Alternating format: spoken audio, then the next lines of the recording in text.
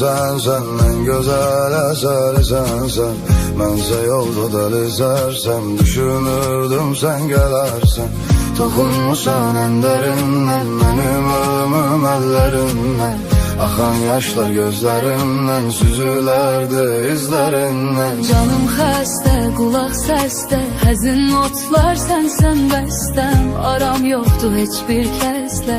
Seni gezdim son nefeste. Canım xəstə, qulaq səsdə, həzin notlar sənsən bəstəm. Aram yoxdur heç bir kəslə. Səni gəzdim son nəfəsdə.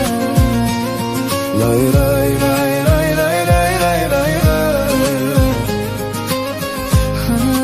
Son nefeste.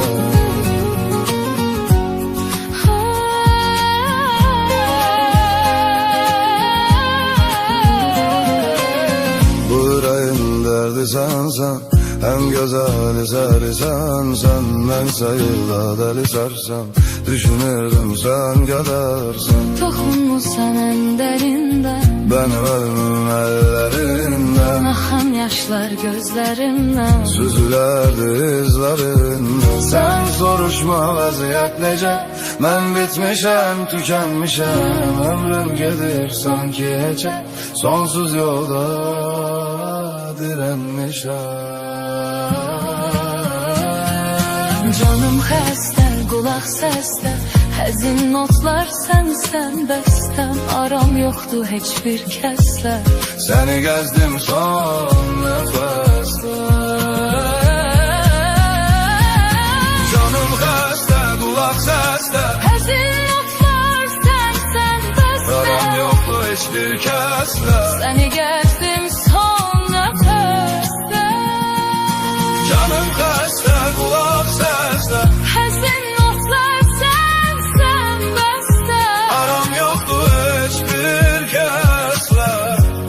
Səni gəzdim son nəfəsdə.